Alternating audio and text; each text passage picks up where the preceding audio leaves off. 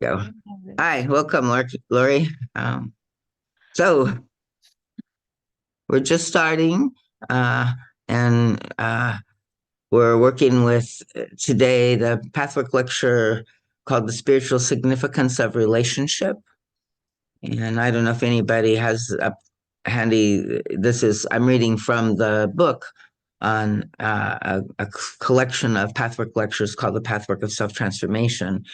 And so it doesn't say exactly which lecture number this is. I think I put out a PDF on the email. So if anybody has that handy, I could say that. But you can just put in Google, Pathwork Spiritual Significance of Relationship, and it'll pop right up for you. So there's always a little bit of a kind of introduction that was done by the editors of this book.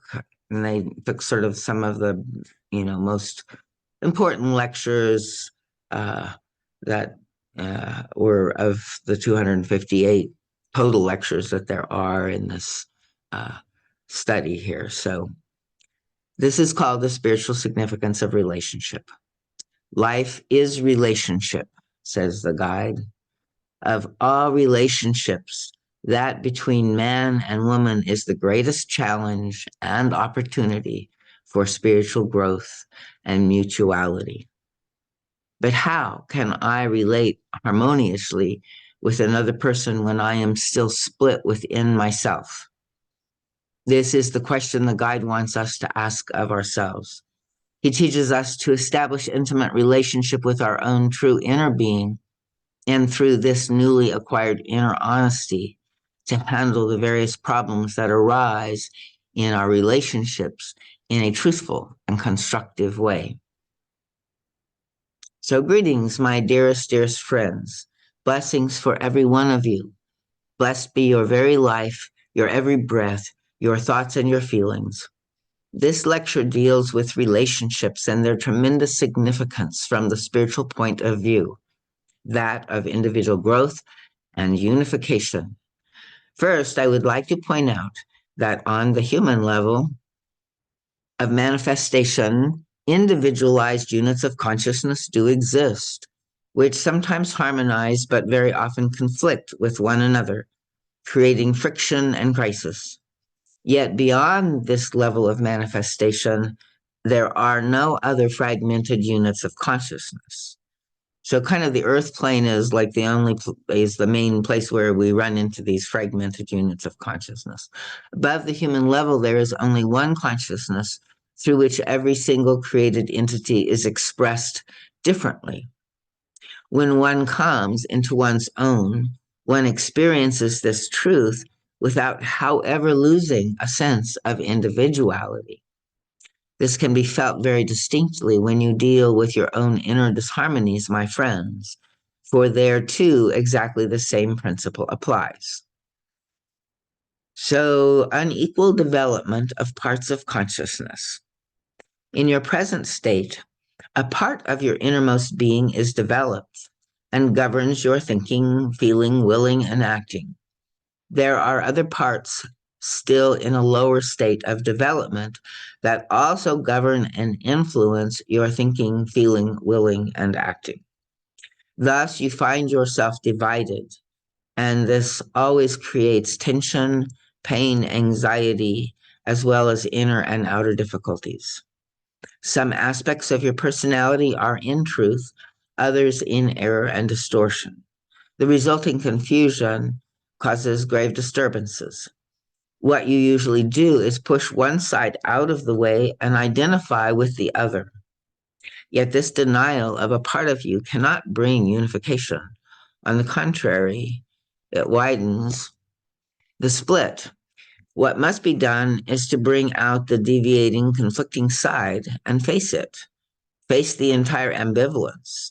Only then do you find the ultimate reality of your unified self. As you know, unification and peace emerge to the degree you recognize, accept, and understand the nature of the inner conflict. Exactly the same law applies to the unity or dissension between outwardly separate and different entities. They too are one beyond the level of appearance. The dissension is caused not by actual differences among units of consciousness, but just as in the individual, by differences in the development of the manifesting universal consciousness. Even though the principle of unification is exactly the same within and among individuals, it cannot be applied to another human being unless it has first been applied to one's inner self. If the divergent parts of yourself are not approached according to this truth, and your ambivalence is not faced, accepted, and understood, the process of unification cannot be put into practice with another person.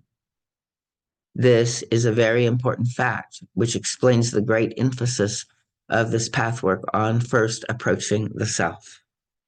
Only then can relationship be cultivated in a meaningful and effective way.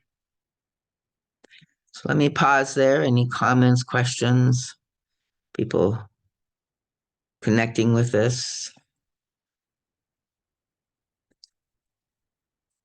Does it seem like understood or understandable, new material, any confusion about it? So it's sort of saying that unifying that, um, several pieces that were broken into inside of yourself. That's what it should be, should start with. Um, and the more we do the work on that, the more we understand, I guess, the deeper we understand human relationships and more we can connect with others. Yeah, exactly. There's this, way oftentimes really that it's the dynamic that we're experiencing from outside of ourselves is really a projection anyway. And so, like at one level, we definitely need to make sure we're clearing that. And, then oftentimes, we we feel like, whatever the story is about what we think is going on, like that often comes from our history and our past, right? And so we're not Mhm. fully in our present because all of our story comes with us. And, to that degree, we may not be truly understanding, what's going on. And if we're getting triggered, it usually means that there's unworked material inside of us. And then once we've clarified that, then we can make sense out of and have understanding. And it may be, that we understand that it's time to move on and this isn't a good relationship for, but usually there's a deeper understanding that we've, been reacting to something maybe that is not exactly what we thought it was. And Mhm. so as we open, or accept sort of being, with the other person and working with, how they affect us as kind of our responsibility so that we're not, coming back in defense, um, then that leaves this kind of power. I mean, I love it because it's like just one person can truly change the dynamics in the whole relationship, as long as, there's, like a willingness in some ways, enough substance in the connection and the love and the, you know, and it's really those relationships. I mean, some relationships we need to let go of, right? But most of the time they're really our guides, our good enemies. And so um yeah, let's see. I mean, it's been a while since I've read this lecture, so it seems like uh I'm curious to see what the guide has to say as we go forward. Oops, I want to go back to that. So elements of dissension and unification. So relationship represents the greatest challenge for the individual, for it is only in relationship to others that unresolved problems still existing within the individual psyche are affected and activated. Many individuals withdraw from interaction with others so they can maintain the illusion that the problems arise from the other person, because one feels disturbed only in his or her presence and not when by oneself. However, the less contact is cultivated, the more acute the longing for contact becomes. This then is a different kind of pain, the pain of loneliness and frustration. But contact makes it difficult to maintain for any length of time the illusion that the inner self is faultless and harmonious. It requires mental aberration to claim for too long that one's problems in relationship are caused only by others and not by oneself. This is why relationships are simultaneously a fulfillment, a challenge, and a gauge to one's inner state. The friction that arises out of relating with others can be a sharp instrument of purification and self-recognition if one is inclined to use it. So, I find, the discipline of the pathwork, the spiritual discipline of the pathwork is this, right? It's like if we're being affected, like we really need to look at, what's going on, in our own inner realms and, like work with it there first. And, it's such a beautiful thing as well in relationship. I mean, in my relationship with my husband, it was like at first, I kind of thought maybe he was more open to this. And then as he sort of pulled back, like part of my inclination was, to, like fight with him around it or whatever. But I really felt from the beginning, and the pathwork certainly maintains this, is that we have to give each other free will. Coercion on any level is inappropriate spiritually. It's violating spiritual law. And so, like I needed to accept that he was where he was and love him as he was and not feel like he needed to do what I was doing, but to follow it. And that was the main thing, was that he was willing to let me follow, right? He didn't block me, he didn't try to stop me, he, you know, gave me the same freedom that I gave him. And then over time, I would come back from our weekends at Seven Oaks or whatever, and I would be more expanded and my heart would be open. And wasn't always that he was interested in any kind of blow by blow about the weekend, but it was always great because then I could come home and talk to him and we could be together. And it was in that open-hearted space of connectedness, right? That I learned through the path work, and I learned as I was, like working with mine. And he's always been really good himself at self-responsibility. So even though he'd never done the path work, somehow in his own personal development, he never, really, put responsibility on other people for anything. So he was kind of my equal in that way. And I think we do need that kind of, sense of equal there. But then beyond that, where there is friction, to me, that's like how our mates are our good enemies. That's how our mates are going to be this, sharp instrument of purification and self-recognition. And if we can, embrace that, it's really a blessing. And that helps us also, to, see ourselves work through our own pain bodies and our own, holding of our own self, and not being codependent on others for that kind of thing. So by withdrawing from this challenge and sacrificing the fulfillment of intimate contact, many inner problems are never called into play. The illusion of inner peace and unity that comes from avoidance of relating has even led to concepts that spiritual growth is being furthered by isolation. Nothing could be further from the truth. This statement must not be confused with the notion that intervals of seclusion are necessary for inner concentration and self-confrontation, but these periods should always alternate with contact. And the more intimate such contact is, the more it expresses spiritual maturity. And, I want to say, like, sometimes the guide is, speaking to us of a, this, high ideal of where we can be and where we're, learning to go.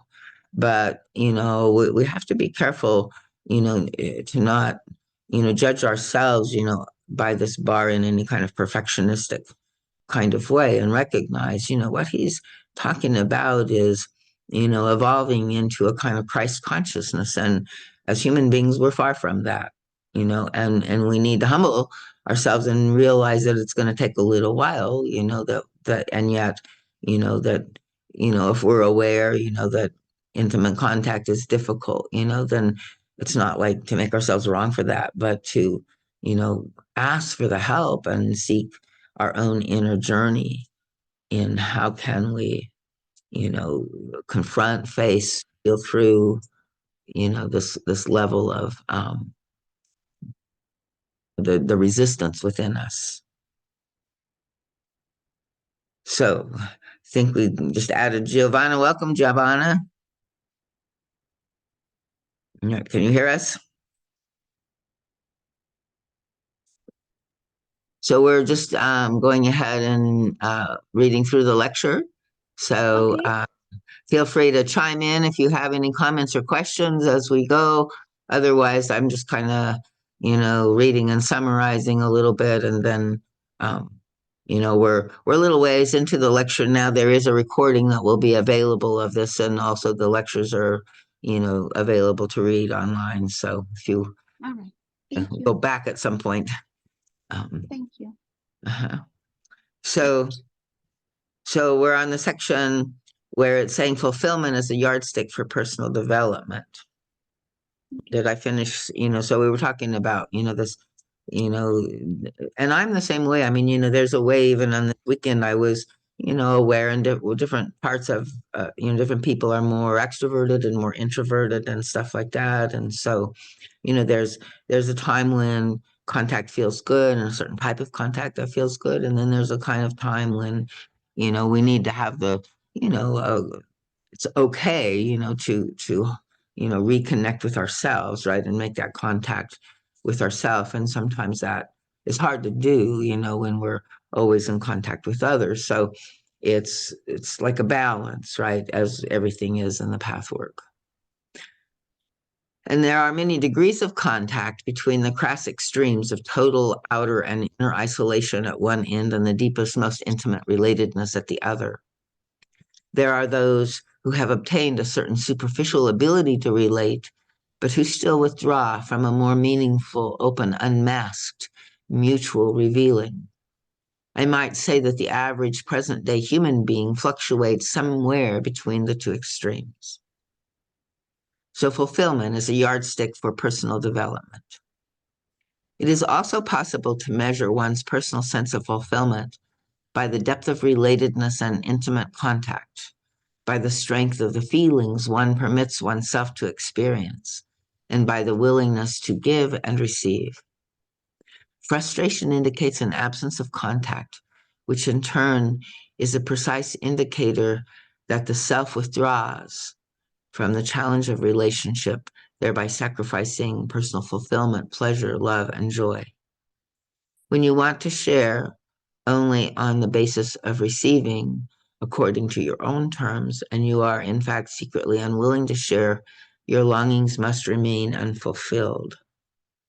And sometimes, like it's not just that we're unwilling, but there's really trauma in all of this, right? And so again, it's more like just bringing the awareness of these places within us and staying in relationship with them. Oh, there's this part of me that, you know, uh, I can feel, withdraws or avoids or feels, sort of uncomfortable, in contact or certain level of intimacy or too many people all at once, or, there's different ways, right? And we're all wired a little differently. So again, it's not to judge, but to understand oneself.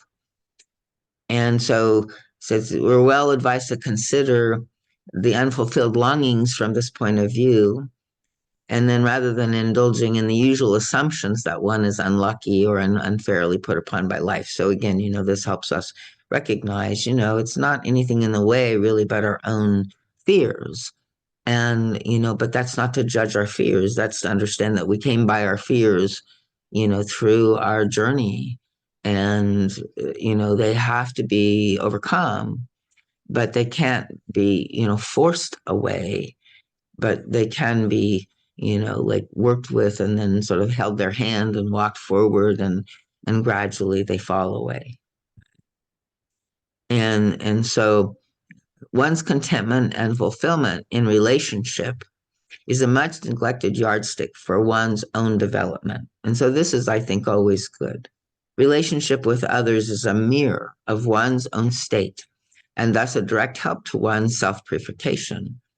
Conversely, only by thorough self-honesty and self-facing can relationships be sustained, can feelings expand, and contact blossom in long-term relationships. So you can see, my friends, that relationships represent a tremendously important aspect of human growth. The power and significance of relationship often pose severe problems for those who are in the throes of inner conflict. The unfulfilled longing becomes painful unbearably when isolation is chosen due to the difficulty of contact. And so we can have compassion for this state, right? And this can be resolved only when we can sort of settle down. In some ways, is kind of like activating the higher self, holding ourself, recognizing that it is within us that we can, make a difference and connect with and be in relationship with these places that are, reacting in fear, are, frustrated or, lost in various ways. And we can, understand them and help lead them back into the light of more truth.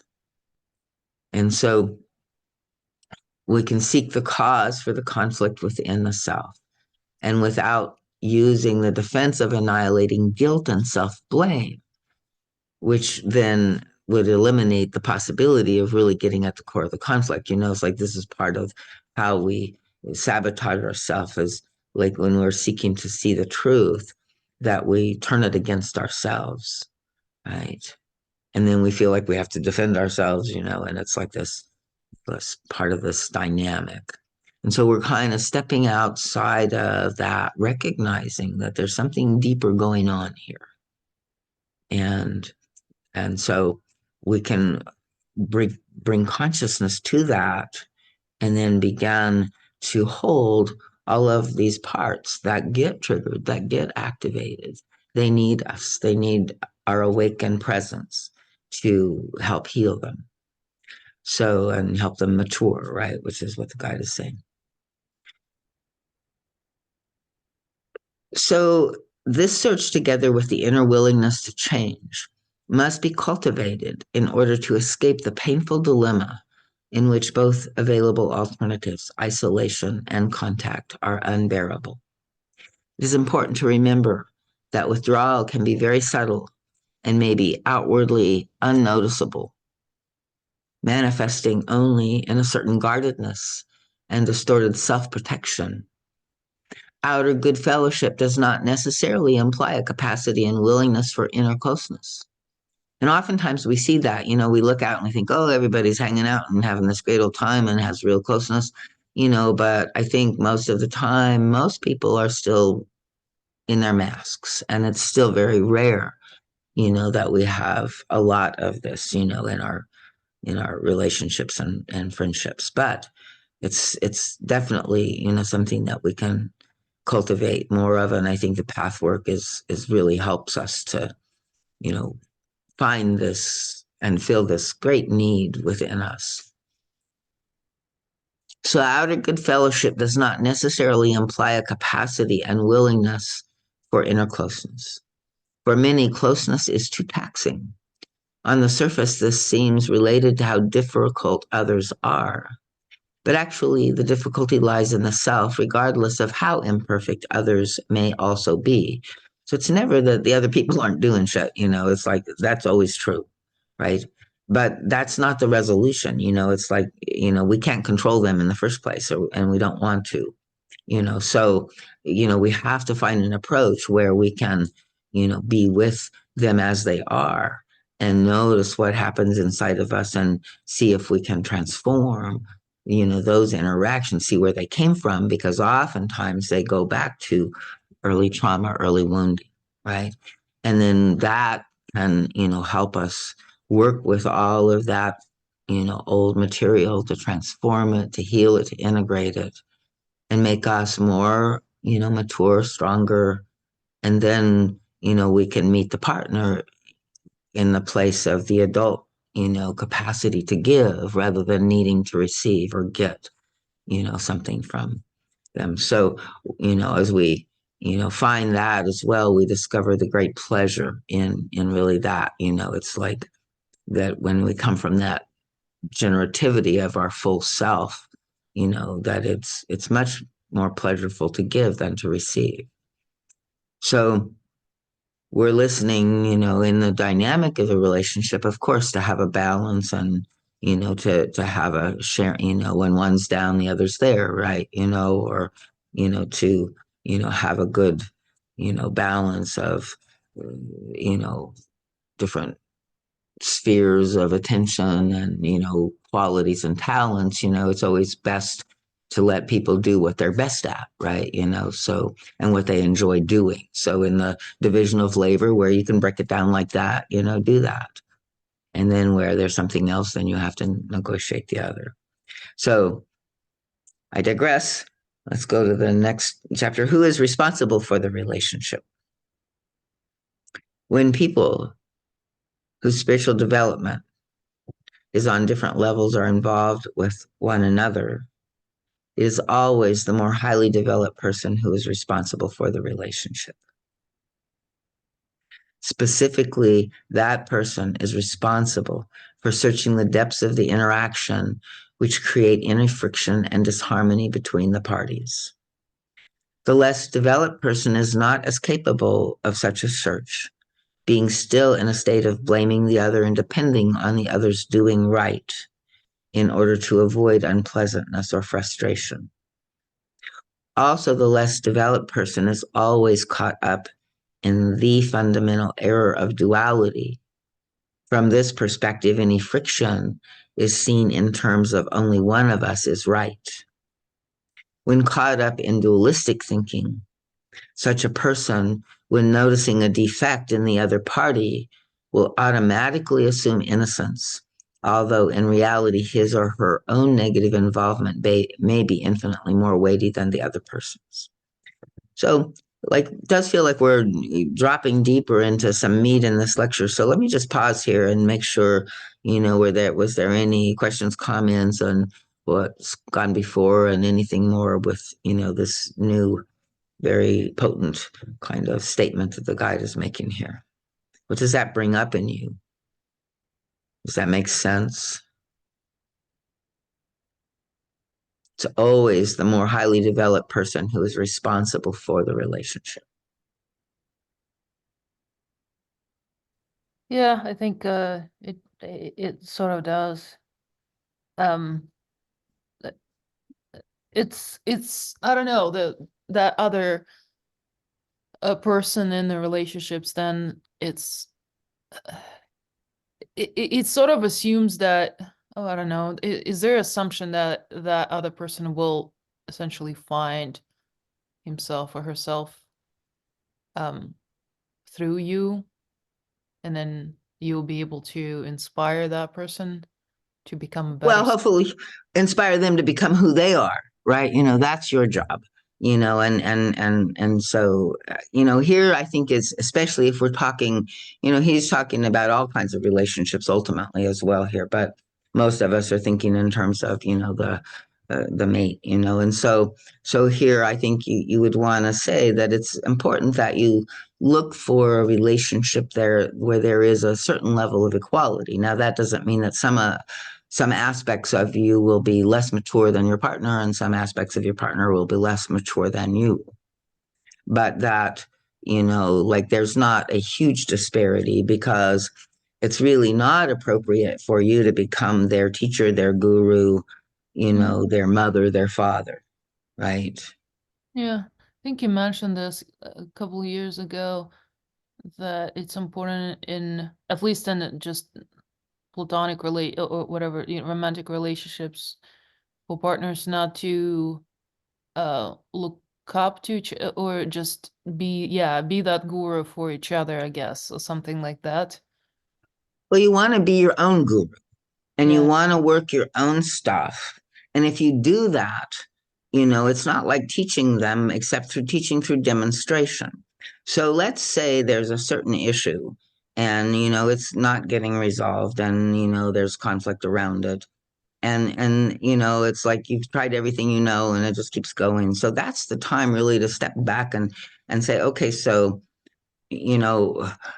this is forever whatever reason, the mate, the other person is unable to understand this issue, and therefore there's a kind of immaturity in how, they're attached. And, to some degree, I am also attached in that way. But if I can see that much and I can recognize, well, we've been doing this forever, and, then it's kind of like my responsibility to recognize that and really stop looking to the other person at all and start doing this work of looking at what is going on inside of me that other person is very kindly bringing up for my spiritual edification.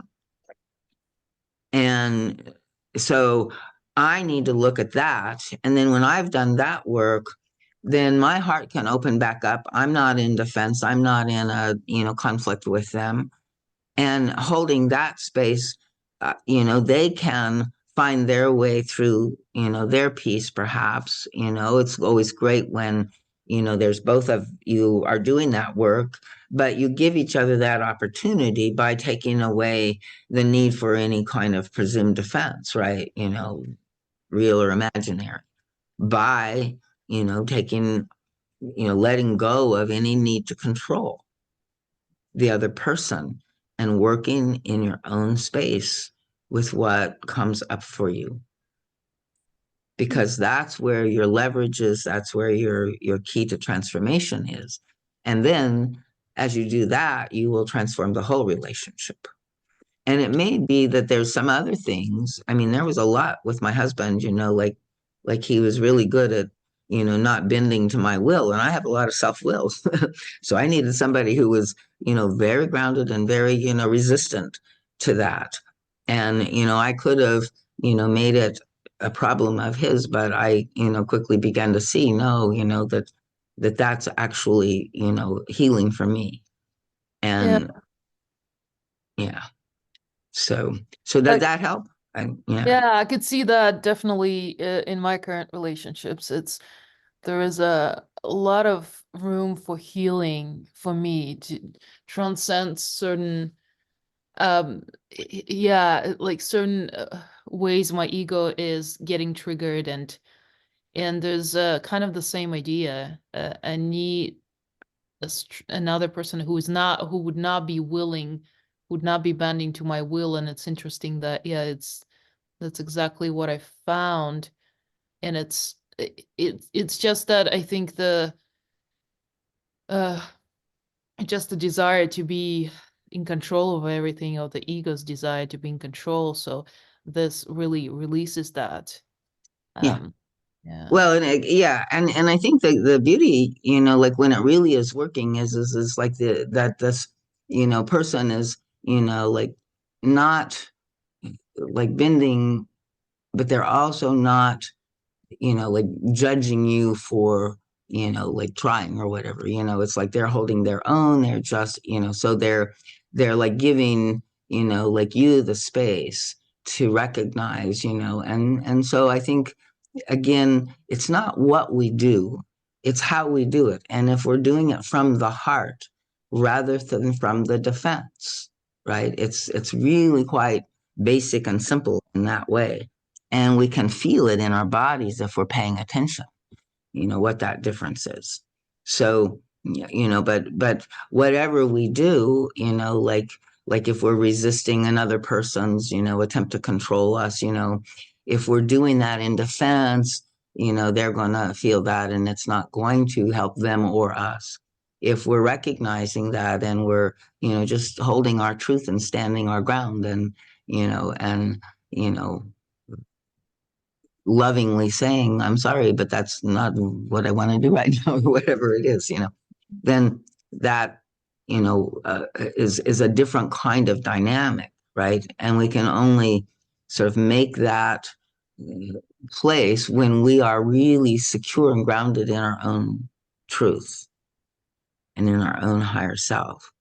And so, this is, where again, the relationship always helps us grow, whether it does anything else, and ideally when there is, willingness, and usually, most relationships, are, some people are, like still working through their, some of their, recreation and kind of still being in, fundamentally abusive relationships, right? But if it's, the guide says, if it's not an abusive relationship, if it's not a harmful relationship, it's a very useful relationship. Yeah. Reminds me of I think Edgar Tolle. I've watched one of his talks that there's something, yeah, if it's not abusive, then there's always something to learn. There's always something to learn about yourself. So, and it's kind of like tuning in. Oftentimes I would like sort of, we would get into an argument and I would kind of like begin to listen to, the level of, you know, uh, sort of the dialogue, so I would, like put out, my bid, and, he would up my bid, and, I could tell he had more energy there, and I would maybe try one more time, because it was important to me. But if he met that, and with more energy, then I would realize, this is something really significantly important to him. I'm going to, sacrifice. And usually it was not a sacrifice, but I'm going to be the one that will be willing to, go along with and, work with him. And other times, he would do the same with me. And I always found, like if an argument had any use, it was kind of like in that, so that you could hear the level of the need in the person. And if you were really listening to that, in a generous place of, wanting to know the truth of, like whose need is the most important here right now, right? Then, and both of you are willing to, kind of balance in that, it can be a really beautiful give and take in all of that. And, when again, we're in this place of, giving love, whenever we can. And that does not to say that it wasn't somewhat important to us, but, this is where we have to also sort of listen inside and know the difference between a child's needs and, need for perfection and their way and, everything perfect and, versus, the true adult, need and reality. So, this is, it's where, like the relationship always kind of mirrors us back.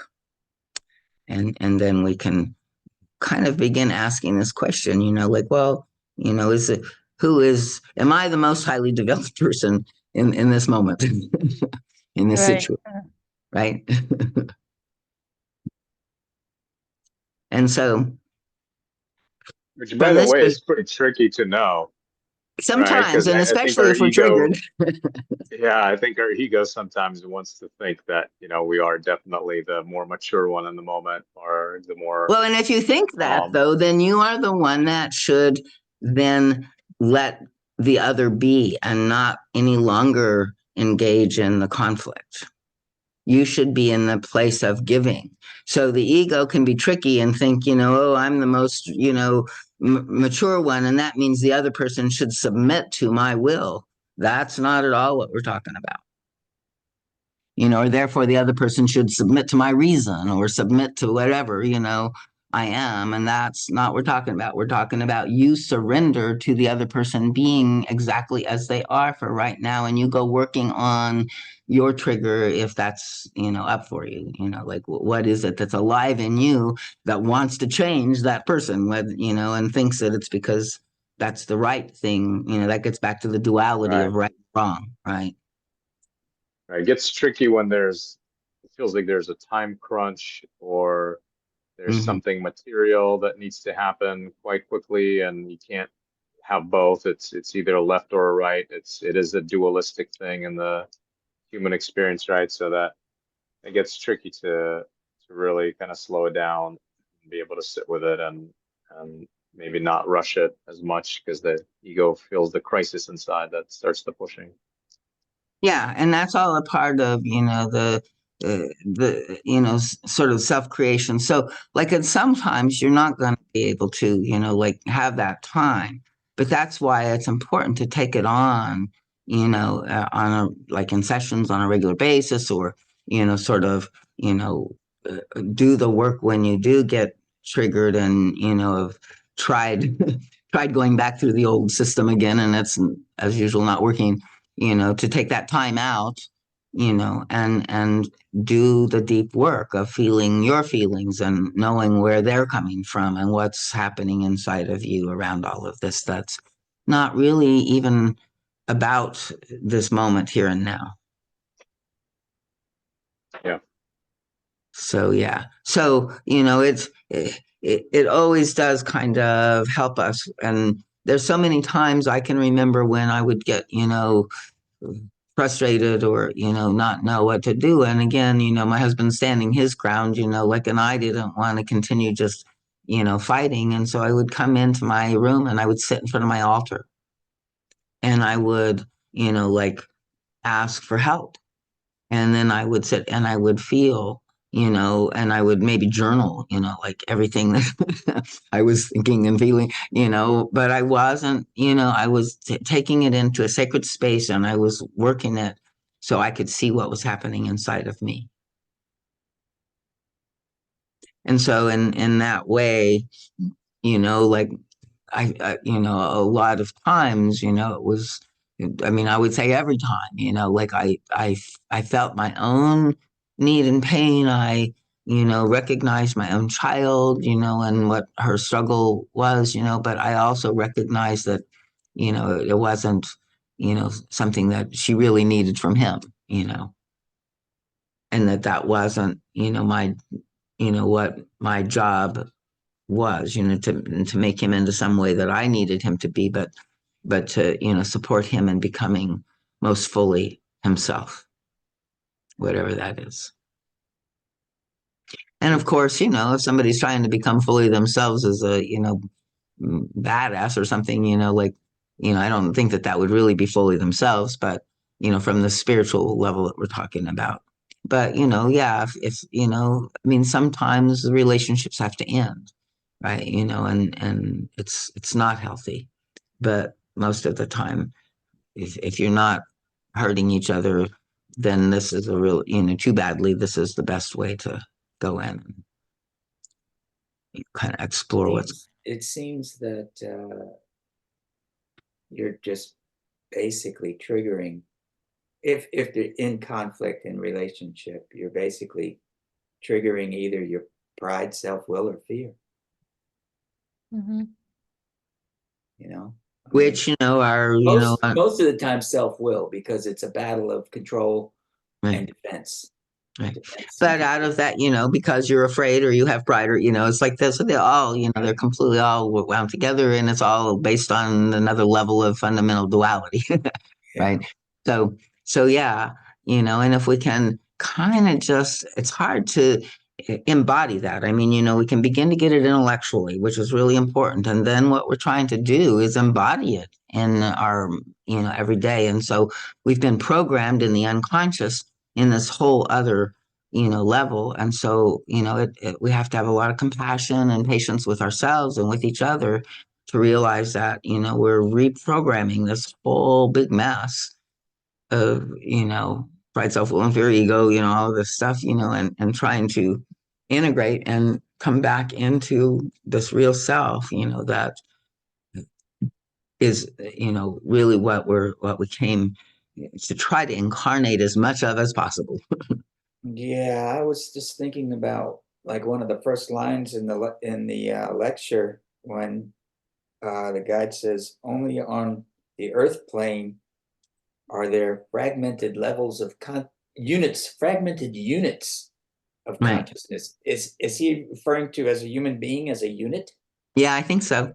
He is. And so then it Or occurs to maybe me, even separate units within a human being, right? yeah, And that's what I was getting to next, because then if you take the personality as the unit and think about all the fragmented parts of the personality, oh my God, you've got a lot of fragments going on on the planet at one time.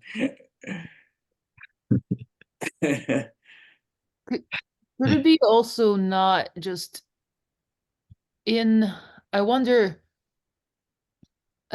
if just that old way of being, like we mentioned something about like sometimes people connect, but they connect like not necessarily through the deepest on the deepest level with each other, but through those sort of masks.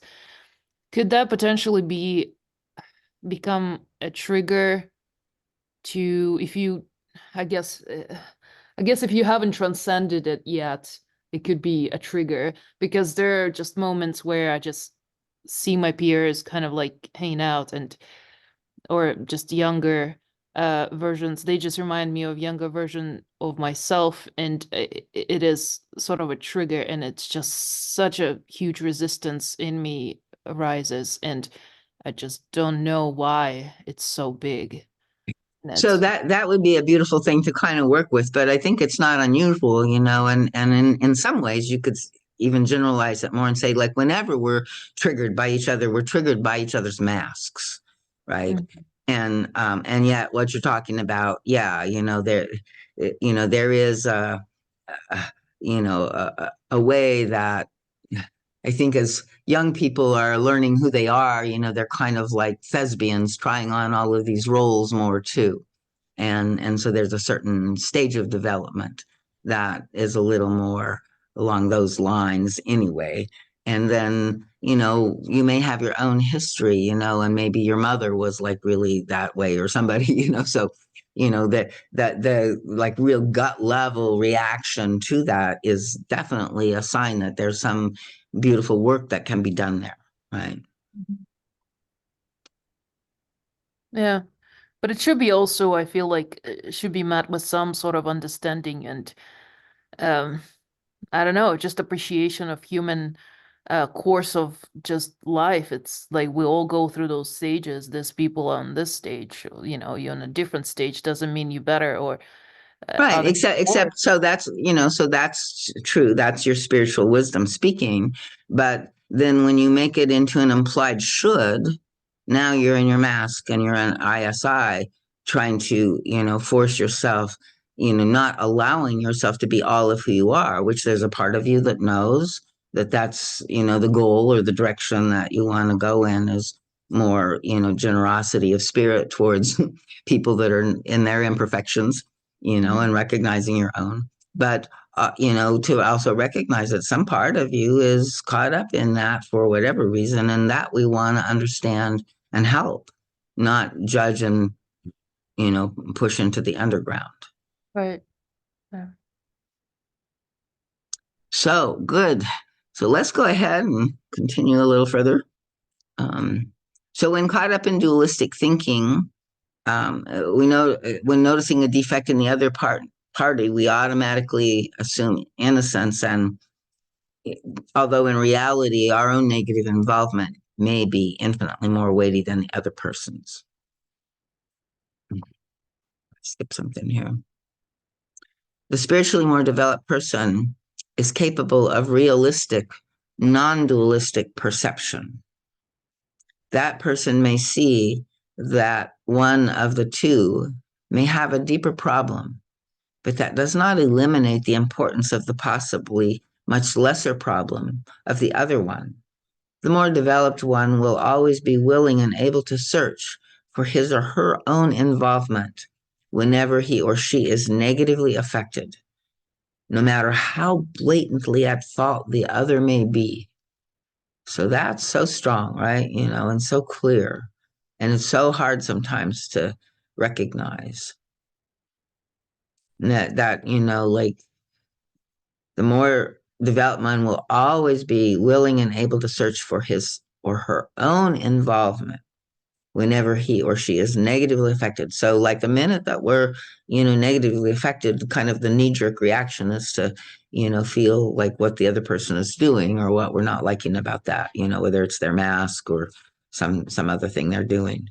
And then, like he's saying, no matter how real that assessment is, and the truth is that person is, in their mask or even in their lower self, not clearly at fault, that it doesn't really matter, because when we have that spiritual maturity, we will, still do this inner work, right, and see what's happening with us. It says a person of spiritual and emotional immaturity and crudeness will always put the bulk of the blame on the other. So whenever we find ourselves, I like the saying, you point a finger at somebody else, 3 come back at you. Right? So there's this way that, again, if we're trying to wake up to these emotional things, because, a lot of this we're doing habitually, automatically, defensively, right? And so, it feels from that place very justified. So we're trying to kind of use the cries of harm and of the, intensity of the defense is a little bit of a wake-up call, if we can, and recognize, if I'm, feeling, like this defensiveness, then, it's something is going on, and I need to look inside of myself. So a person of spiritual and emotional immaturity and crudeness will always put the bulk of the blame on the other. All this applies to any land of relationships, mates, parents and children, friendships, or business contracts. The tendency to make yourself emotionally dependent on others, the overcoming of which is such an important aspect of the growth process, largely comes from wanting to absolve yourself from blame or extract yourself from difficulty when establishing and maintaining a relationship.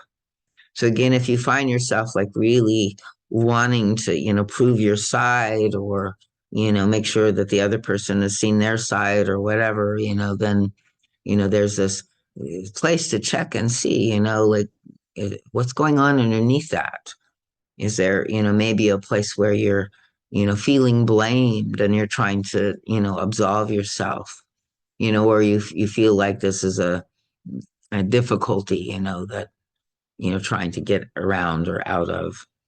So it seems much easier to shift most of this burden to others, but what a price to pay. Doing this renders you helpless indeed and brings about isolation or unending pain and friction with others. It is only when you begin truly to assume self-responsibility by looking at your own problem in the relationship and by a willingness to change that freedom is established and relationships become fruitful and joyous. If the more highly developed person refuses to undertake the appropriate spiritual duty to assume responsibility for the relationship and look for the core of dissension within, he or she will never really understand the mutual interaction, how one problem affects the other. The relationship must then deteriorate, leaving both parties confused and less able to cope with the self and others.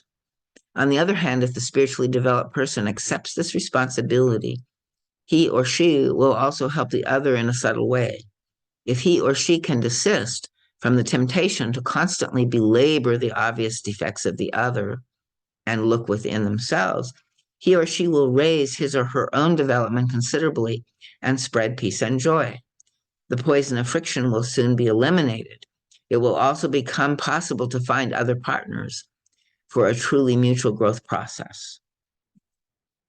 So sometimes, when the one doesn't, work out, having done this work will still then make you more available and ready to find the right person. So when two equals relate, both carry the full responsibility for the relationship. This is indeed a beautiful venture, a deeply satisfying state of mutuality. The slightest flaw in a mood will be recognized for its inner meaning, and thus the growth process is kept up. Both will recognize their co-creation of this momentary flaw, whether it be an actual friction or a momentary deadness of feelings. The inner reality of the interaction will become increasingly more significant. This will largely prevent injury to the relationship. Let me emphasize here that when I speak of being responsible for the less developed person, I do not mean that another person ever can carry the burden for the actual difficulties of others. Oops. This can never be. What I mean is that difficulties of interaction in a relationship are usually not explored in depth by the individual whose spiritual development is more primitive. He or she will render others responsible for his or her unhappiness and disharmony in a given interaction, and is not able or willing to see the whole issue. Thus, that person is not in a position to eliminate the disharmony.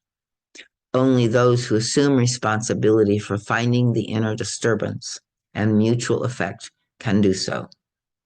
Hence, the spiritually more primitive person always depends on the spiritually more evolved one.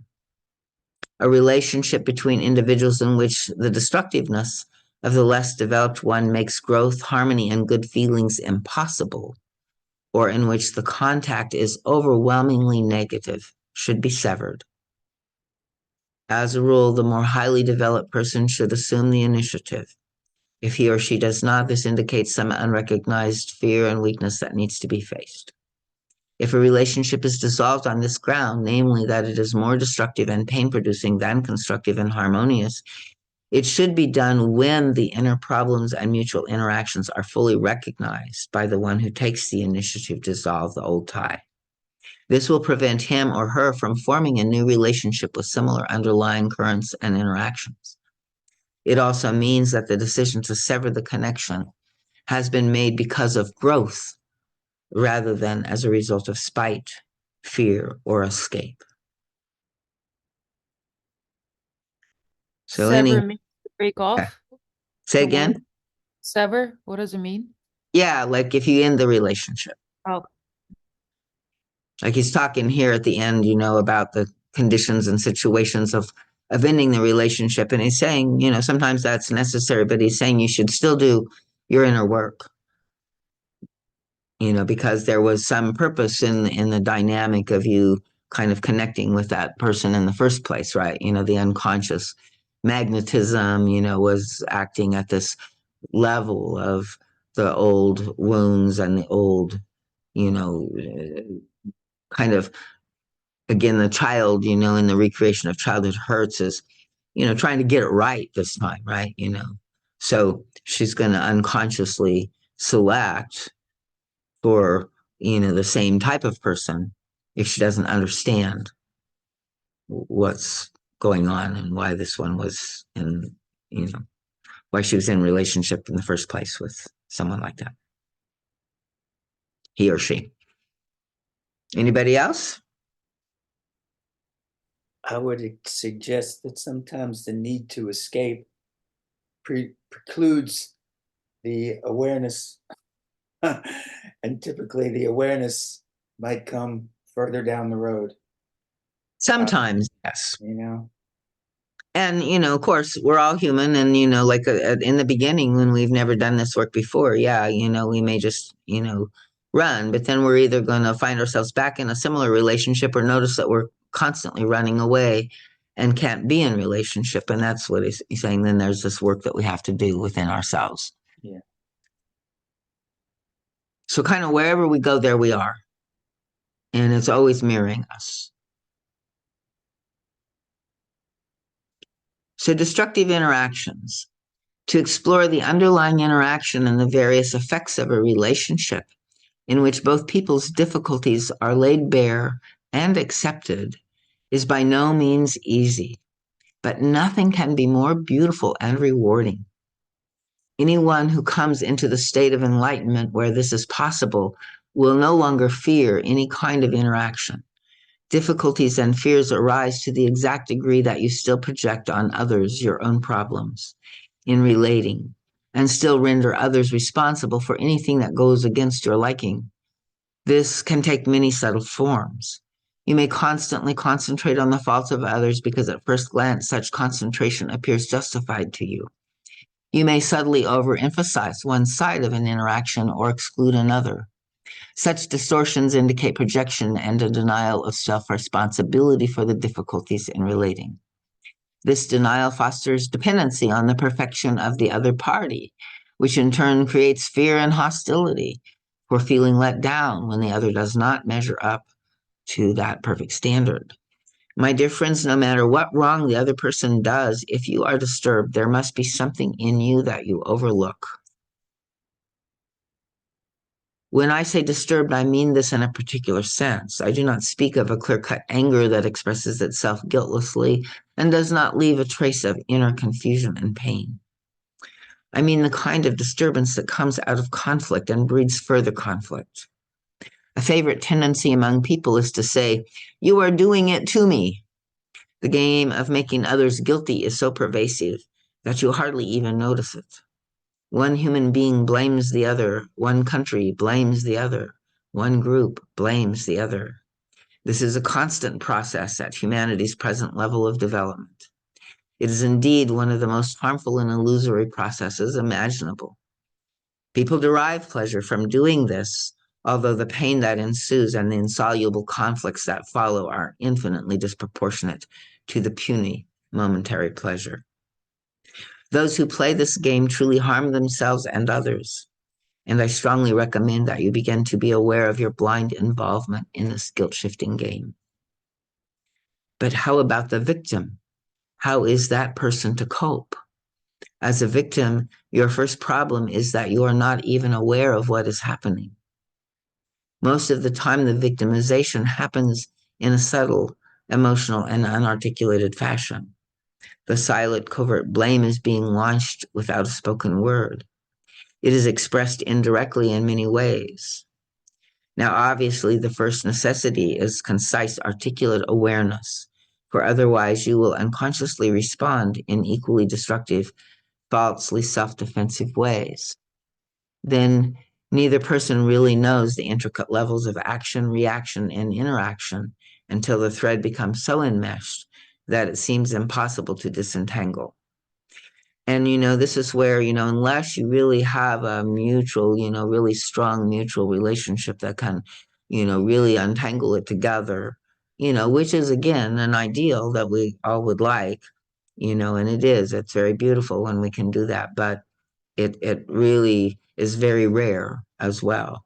And so when that is not available, we have to just accept, that we're not there yet and take on, our own job and then offer that work to the other, as a gift for the other to also, have the space to do theirs and then it's their free will, and so, that can just, it's the best thing that we can ever do.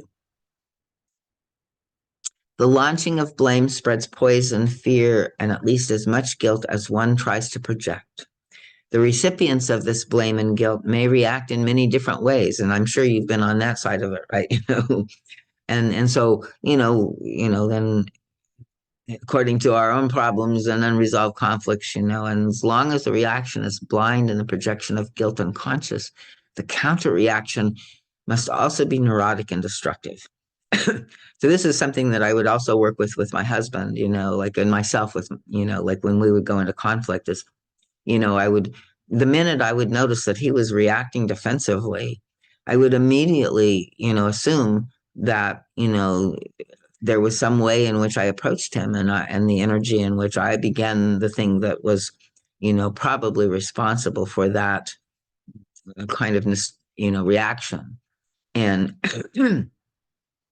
and so, it's kind of looking at, like that part of, what I did and realizing, like forgiving, letting go, not getting engaged then in and then you did this to me and then I did this to, like kind of thing. Because if I take my responsibility from the beginning of setting that off, right, then, and I can own that, then we don't have to go down that rest of that road.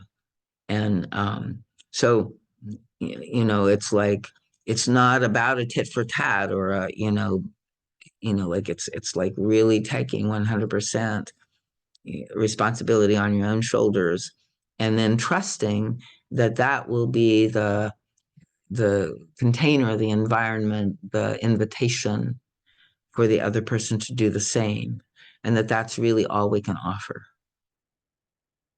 and give them the free will to follow suit. Like we almost don't have to, like the ego wants to point out their flaws, right? Defense triggers, right? Hey, this is what triggered you. You should pay attention, right? But then, like you said, it's interesting how trusting the process that it is like creates the space for the person to come to that on their own, like free will. Yeah. And within ourselves, like if we can take that, all of those feelings and go hold them ourselves, we awaken our own higher self and our own, really unified relationship within our own being. So there's like so many different, positive, effects of doing it this other way. And it just is a benign circle, right? That goes instead of the vicious circle that happens when we get looped into the duality and defense. Yeah, but then it's interesting that when something triggers me, I'm trying to get to the core of it, what exactly where it's coming from, and I think I can catch myself doing the same thing to other people, like yeah, even to my partner. Oh yeah, like just doing it for the purpose of exploration, I guess, just bringing them up. And, sometimes that's fine, if you're not in, in an argument or something, and he's willing to, entertain the questions, we can offer that. Yeah, it's the energy that you say it with, right? Like where it's coming from is what matters the most. If it's more like into making him or her do and pay attention and expect Or him or her. blame or judgment, right? So, like again, if we're, pointing a finger. Yeah, yeah. So, yeah. So as long as the reaction is blind in the projection of guilt unconscious, the counter reaction must also be neurotic and destructive. Only conscious perception can prohibit this. Only then will you be able to refuse a burden that is being placed on you. And that's often the thing, like somebody is throwing like darts out, and you reach up and you grab it and you guide it in, right to the really hurtful place inside of you. So, you have to become aware, like how you're doing that, instead of like, no, that person is just discharging, let them, blow that out, and you don't have to guide that in. You know your truth, like if that was, a judgment or a criticism of you that is the truth, then, accept it, with humility. And if not, like you don't have to, it's not yours, don't take it on, right? So, we have to sort of realize, when we're in this alignment and we're in our truth, then we know when somebody's trying to put a burden on us that's not ours. And then we can, even if they still want to and we say no, we can still not take it on, right? That's really our choice. So how to reach for fulfillment and pleasure. In a relationship that is about to blossom, one must be on the lookout for this pitfall, which is all the more difficult to detect because guilt projection is so widespread. Also, the recipient should look for it in themselves as well as in the other.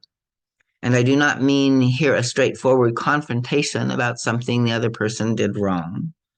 I mean the subtle blame for personal unhappiness. This is what must be challenged. The only way you can avoid becoming a victim of blame and guilt projection is to avoid doing it yourself. To the degree you indulge yourself in this subtly negative attitude, and you may do it in a different way than the one who does it to you, you will be unaware of it being done to you, and you will therefore become victimized by it. The mere awareness will make all the difference. whether or not you verbally express your perception and confront the other person, right? Don't always need to do that. Sometimes it's the right thing, sometimes it's not. That you can tune in and be guided by the higher self. Only to the degree that you undefensively explore and accept your own problematic reactions and distortions, negativities and destructiveness, can you diffuse someone else's guilt projection.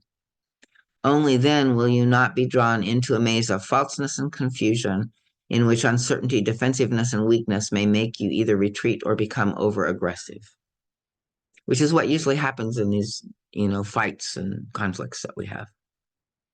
Only then will you no longer confuse self-assertion with hostility or flexible compromise with unhealthy submission, which is what happens, like we get lost in this split and we fear the submission. And so we get, hold on tight, or we,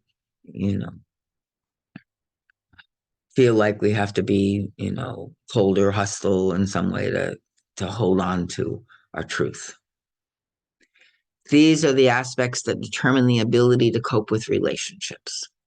The more profoundly understood and lived these new attitudes are, the more intimate, fulfilling, and beautiful human interactions will become.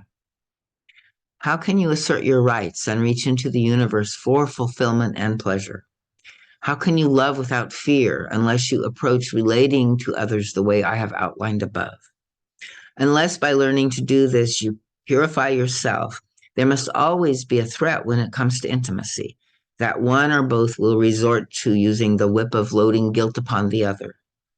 Loving, sharing, and profound and satisfying closeness to others could be a purely positive power without any threat if these snares were looked at, discovered, and dissolved.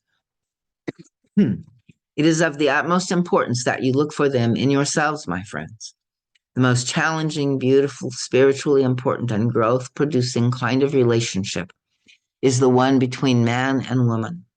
The power that brings two people together in love and attraction and the pleasure involved are a small aspect of cosmic reality.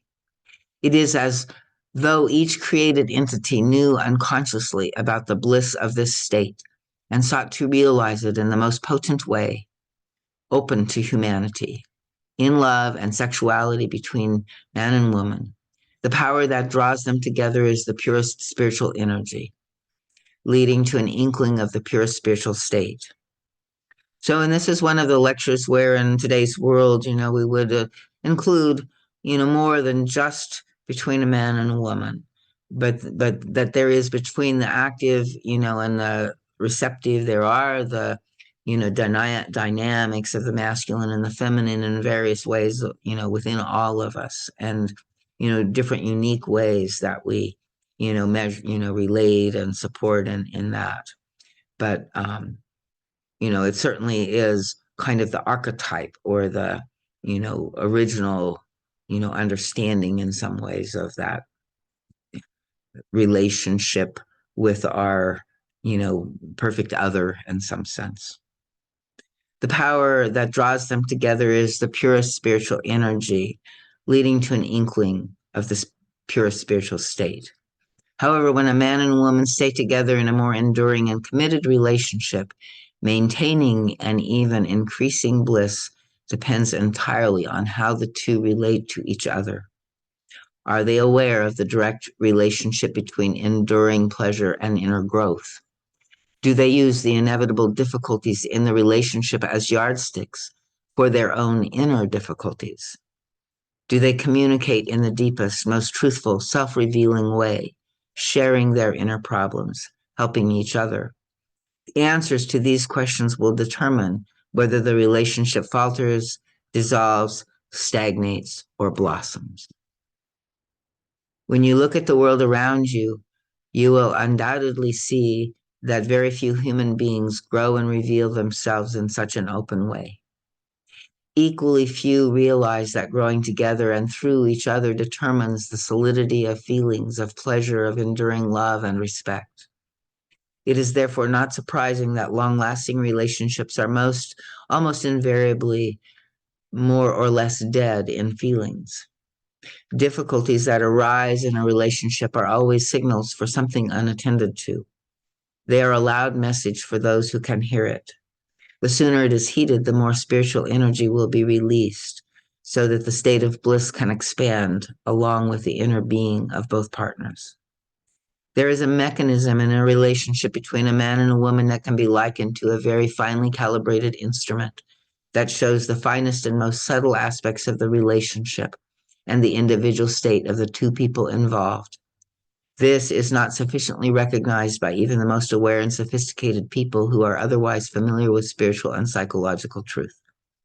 Every day and every hour, one's inner state and feelings are testimony to one's state of growth. First, the degree they are heeded, the interaction, the feelings, the freedom of flow within and toward each other will blossom. The perfectly mature and spiritually valid relationship must always be deeply connected with personal growth. The moment a relationship is experienced as irrelevant to inner growth, left on its own as it were, it will falter. Only when both grow to their ultimate inherent potential can the relationship become more and more dynamic and alive. This work has to be done individually and mutually. When relationship is approached in that way, it will be built on rock, not sand. No fear will ever find room under such circumstances. Feelings will expand and security about self and each other will grow. At any given moment, each partner will serve as a mirror to the inner state of the other and therefore to the relationship.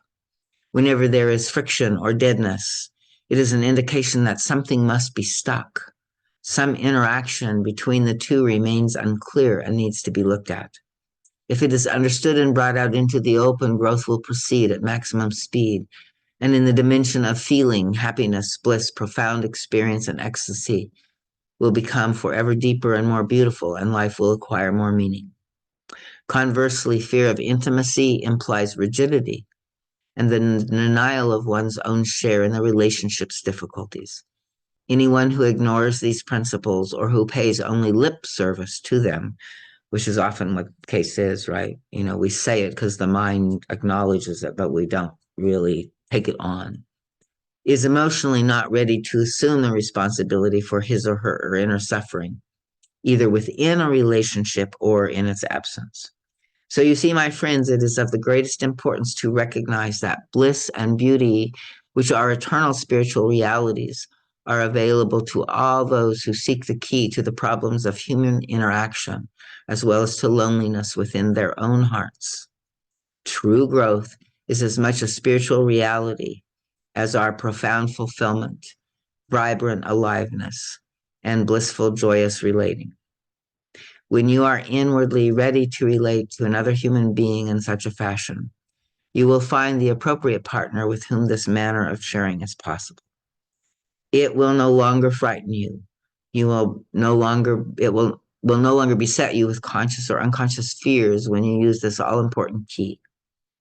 You cannot ever feel helpless or victimized when the significant transition has taken place in your life and you no longer render others responsible for what you experience or fail to experience. Thus, growth and fulfilled, beautiful living become one and the same. May you all carry with you this new material and an inner energy awakened by your goodwill. May these words be the beginning of a new inner modality to meet life, to finally decide, I want to risk my good feelings. I want to seek the cause in me rather than in the other person, so that I become free to love. This kind of meditation will indeed bear fruit. If you carry away a germ, a particle of this lecture, it has truly been fruitful. Be blessed, all of you, my dearest friends, so that you become the gods that you potentially are.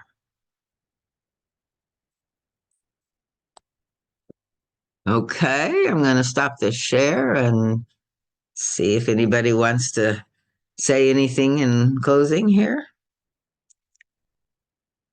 How was it? I really enjoyed it. Yeah, that was a good. Yeah, it's quite inspiring. It's a lot to take in and a lot of work before the end result. Yeah, thank you for reading all that. Good, you're welcome. Yeah, and it is. I mean, it really truly is inspiring, and it is a lot of work. And it is that main piece of work of really sort of shifting our orientation when we're triggered. We usually at some point recognize we're triggered. And if we can use that as the signal to get curious about what's going on inside of ourselves instead of, trying to make the other person stop triggering us, right? That can be a huge key to focus in on the work. Anybody else?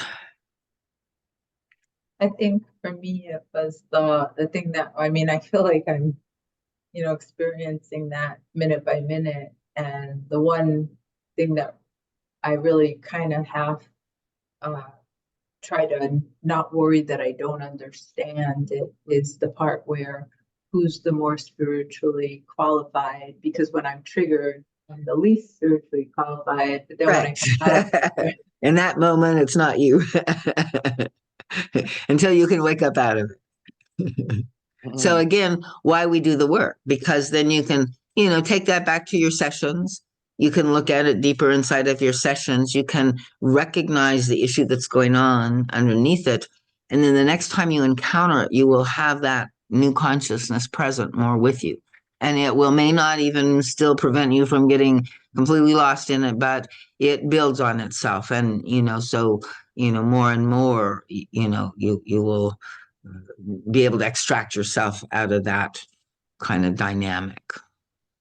So, how was it for you, Giovanna? Did you like this?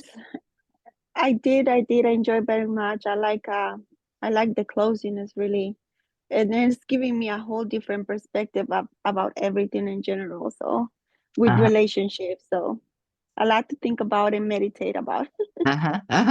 Good. Yeah. So yeah, this is kind of like, we do this every other week, and this is kind of the foundation of the path work that, what we were doing some in the workshop. But I think there's a lot of good material that was channeled here that, Absolutely, yes. so happy to, have you continue with us and explore lectures on your own if you feel called, that kind of thing. So, Thank you. thank you for coming. Okay. Anybody else? I guess this is a wrap, huh? Very good. Good night, everybody. Take care. Good night.